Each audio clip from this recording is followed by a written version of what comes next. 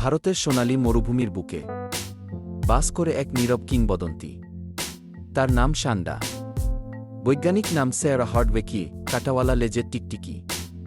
সান্ডা কিন্তু সাধারণ কোনো টিকটিকি নয়। তার দেহ চ্যাপ্টা, চামড়া কুঁচকে আছে, আর লেজ ঘিরে আছে শক্ত কাটা, যেন মরুভূমির জন্য তৈরি এক বর্মধারী যোদ্ধা। সান্ডার আবাস রাজস্থান, গুজরাটের কচ্ছ আর পাকিস্তানের শুকনো অঞ্চল। সে বেছে নেয় শক্ত মাটি, যেখানে সে নিজের গর্ত খুঁড়ে নিরাপদে থাকতে পারে। সান্ডা মূলত নিরামিষাশী। সে বুনো শাকসবজি, কেয়ার ফল, খেজুরি বীজ খায়। তবে গরমকালে মাঝে মাঝে এক আধটা পোকাও খেয়ে ফেলে। সান্ডা গর্ত খোঁড়ায় ওস্তাদ। তার গর্ত হতে পারে 2 মিটার লম্বা, ভেতরে ঠান্ডা ও আরামদায়ক, শত্রুদের হাত থেকে রক্ষা পায় এখানেই। বর্ষাকালে মা হয় সান্ডা। পাড়ে 8 থেকে 5টা ডিম।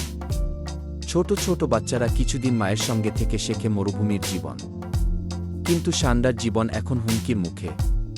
কেউ বিশ্বাস করে তার চর্বি ঔষধি, আবার কেউ তার ভূমি কেড়ে নিচ্ছে। ফলাফল, সে হারিয়ে যাচ্ছে ধীরে ধীরে। তবুও আশার আলো আছে। গবেষক, বনরক্ষী ও স্থানীয় মানুষ এগিয়ে এসেছে সান্ডাকে বাঁচাতে, বুনো রাখতে। সে শুধু একটা টিকটিকি নয়, সে ধৈর্যের প্রতীক, মরুভূমির নীরব রানী। সেই সান্ডা।